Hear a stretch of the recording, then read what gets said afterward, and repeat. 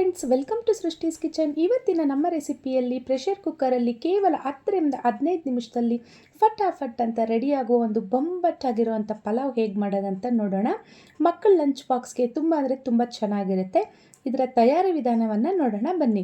Friends, ಈ ರೆಸಿಪಿನ ಮಾಡಲಿಕ್ಕೆ ಮೊದಲಿಗೆ ಇಲ್ಲಿ ನಾನು ಸ್ಟವ್ ಮೇಲೆ ಒಂದು ಕುಕ್ಕರ್ ಇಟ್ಟು ಸ್ಟವ್ ಆನ್ ಮಾಡಿ ಇದಕ್ಕೆ 1 ಟೇಬಲ್ ಸ್ಪೂನಷ್ಟು ಎಣ್ಣೆ ಸೇರಿಸ್ಕೊಳ್ತಾ ಇದ್ದೀನಿ. ಎಣ್ಣೆ ಬಿಸಿ ಆದಮೇಲೆ ನೋಡಿ ಸ್ಪೈಸಸ್ ಏನೇನು ಹಾಕ್ತಾ ಇದ್ದೀನಿ ಅಂತ ತೋರಿಸ್ತಾ ಇದ್ದೀನಿ. ಚಕ್ಕೆ, ಲವಂಗ, ಏಲಕ್ಕಿ, ಮರಾಠೆ ಮೊಗ್ಗು, ಅನಾನಸು, ಒಂದು 2 ಏಲಕ್ಕಿನ ಸೇರಿಸ್ಕೊಂಡೆ. ಹಾಗೆಯೇ ಒಂದು ಪಲಾವ್ ಎಲೆನ ಇದಕ್ಕೆ ಹಾಕ್ಕೊಂಡು ಒಂದು ಸ್ವಲ್ಪ ಶಾಯಿ ಜೀರನ್ನು ಸಹ ಇದಕ್ಕೆ ಸೇರಿಸ್ಕೊಳ್ತಿದ್ದೀನಿ. ಈಗ ಇದಕ್ಕೆ ಉದ್ದ ಸೀಳಿಟ್ಕೊಂಡಿರೋವಂಥದ್ದು ಒಂದು ಈರುಳ್ಳಿ, ದೊಡ್ಡ ಸೈಜ್ದು ಒಂದು ಈರುಳ್ಳಿ ಹಾಕ್ಕೊಳ್ತಾ ಇದ್ದೀನಿ.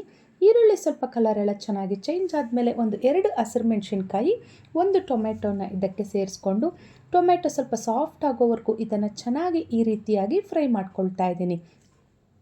ಈಗ ಟೊಮೆಟೊ ಎಲ್ಲ ಸಾಫ್ಟ್ ಆದಮೇಲೆ ಇದಕ್ಕೆ ಒಂದು ಸ್ವಲ್ಪ ಶುಂಠಿ ಬೆಳ್ಳುಳ್ಳಿ ಪೇಸ್ಟನ್ನು ಹಾಕ್ಕೊಳ್ತಾ ಇದ್ದೀನಿ. ಒಂದು ಅರ್ಧ ಟೀ ಸ್ಪೂನಷ್ಟು ಹಾಕ್ಕೊಳ್ತಾ ಇದ್ದೀನಿ. ಅದರ ಹಸಿ ವಾಸನೆ ಹೋಗೋವರೆಗೂ ಚೆನ್ನಾಗಿ ಇದನ್ನು ಸ್ವಲ್ಪ ಫ್ರೈ ಮಾಡ್ಕೊಳ್ಳಿ. ಈಗ ಇದಕ್ಕೆ ತರಕಾರಿಗಳನ್ನು ಸೇರಿಸ್ಕೊಳ್ಳೋಣ. ನಾನಿಲ್ಲಿ ಒಂದು ಅರ್ಧ ಕಪ್ಪಷ್ಟು ಹಸಿರು ಬಟಾಣಿ, ಹಾಗೆಯೇ ಇಲ್ಲಿ ಕಾಲಿಫ್ಲವರ್ ಯೂಸ್ ಮಾಡ್ತಾ ಇದ್ದೀನಿ. ಅದನ್ನು ಬಿಸಿ ನೀರಲ್ಲಿ ತೊಳೆದು ರೆಡಿ ಮಾಡಿ ಇಟ್ಕೊಂಡಿದ್ದೀನಿ.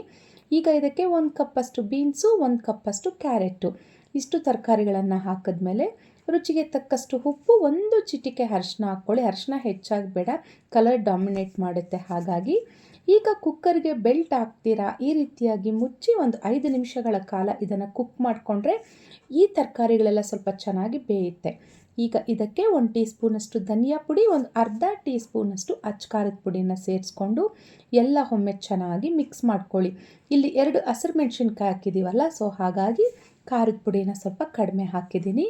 ಈಗ ಇದನ್ನೆಲ್ಲ ಮಿಕ್ಸ್ ಮಾಡ್ಕೊಂಡ್ಮೇಲೆ ನಾನಿಲ್ಲಿ ಬಾಸುಮತಿ ರೈಸನ್ನು ಒಂದು 30 ನಿಮಿಷಗಳ ಕಾಲ ನೆನೆಸಿ ಇಟ್ಟಿದ್ದೆ. ಈ ಗ್ಲಾಸಲ್ಲಿ ನಾನು 1 ಗ್ಲಾಸ್ ಬಾಸುಮತಿ ರೈಸ್ ತೊಗೊಂಡಿದ್ದೆ. 1 ಗ್ಲಾಸ್ ರೈಸ್ಗೆ ಇಲ್ಲಿ 1.5 ಗ್ಲಾಸಷ್ಟು ನೀರನ್ನು ಹಾಕ್ಕೊಳ್ತಾ ಇದ್ದೀನಿ. ಇದು ನೀವು ನಾರ್ಮಲ್ ಅಕ್ಕಿ ತೊಗೊಂಡ್ರೆ 1 ಗ್ಲಾಸ್ಗೆ 2 ಗ್ಲಾಸಷ್ಟು ನೀರನ್ನು ಹಾಕ್ಕೋಬೇಕು. ಈಗ ನೀರು ಚೆನ್ನಾಗಿ ಕುದಿ ಬಂದ ಮೇಲೆ ಇದಕ್ಕೆ ನಾವು ನೆನೆಸಿ ರೆಡಿ ಮಾಡಿ ಇಟ್ಕೊಂಡಿರೋ ಅಂಥ ರೈಸನ್ನು ಇದಕ್ಕೆ ಸೇರಿಸ್ಕೊಳ್ಬೇಕು.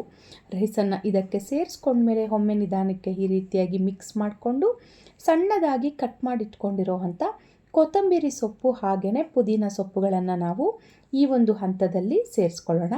ಹಾಗೆಯೇ ಒಂದು ಸ್ವಲ್ಪ ನಿಂಬೆ ಹುಳಿ, ಒಂದು ಅರ್ಧ ಭಾಗದಷ್ಟು ನಿಂಬೆ ಹುಳಿಯನ್ನು ಸಹ ನಾನು ಹಾಕ್ಕೊಳ್ತಾ ಇದ್ದೀನಿ.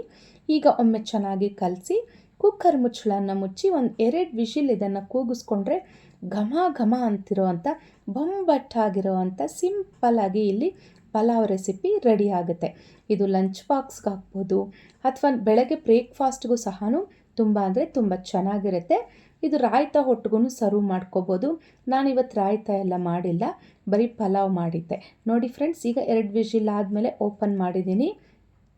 ಎಷ್ಟು ಚೆನ್ನಾಗಿ ಉದ್ರಾಗಿ ಬಂದಿದೆ ಅಂದರೆ ಉದ್ರಾಗಿ ತುಂಬ ಘಮ ಘಮ ಅಂತ ಇದೆ. ಕುಕ್ಕರ್ ಮುಚ್ಚಳ ಓಪನ್ ಮಾಡಿದ ತಕ್ಷಣ ಒಳ್ಳೆ ಫ್ಲೇವರ್ ಬರ್ತಾ ಇದೆ. ಅಲ್ಲಿ ಒಳ್ಳೆ ಘಮ ಘಮ ಅಂತ ಇರೋವಂಥ ವೆಜ್ ಪಲಾವ್ ಇಲ್ಲಿ ರೆಡಿ ಆಯಿತು. ಬಿಸಿಯಲ್ಲಿ ತುಂಬ ಕಲಿಸ್ಲಿಕ್ಕೆ ಹೋಗ್ತೀರಾ, ಒಂದು 10 ನಿಮಿಷ ಅದನ್ನು ಬಿಟ್ಟು ಆನಂತರ ಕಲಿಸಿದ್ರೆ ತುಂಬ ಅಂದರೆ ತುಂಬ ಚೆನ್ನಾಗಿರುತ್ತೆ. ನೋಡಿ ಎಷ್ಟು ಉದ್ರಾಗಿ ಬಂದಿದೆ ಅಂತ. ಇಷ್ಟ ಆಯ್ತಲ್ವ ಈ ರೆಸಿಪಿ ನಿಮಗೆ? ನಿಮಗೆ ಈ ರೆಸಿಪಿ ಇಷ್ಟ ಆಯಿತು ಅಂತ ನಾನು ಭಾವಿಸ್ತಿದ್ದೀನಿ. ನಿಮಗೆ ರೆಸಿಪಿ ಇಷ್ಟ ಆಗಿದ್ದಲ್ಲಿ ನನ್ನ ಚಾನಲ್ಗೊಂದು ಲೈಕ್ ಮಾಡಿ, ಶೇರ್ ಮಾಡಿ, ಸಬ್ಸ್ಕ್ರೈಬ್ ಮಾಡಿ.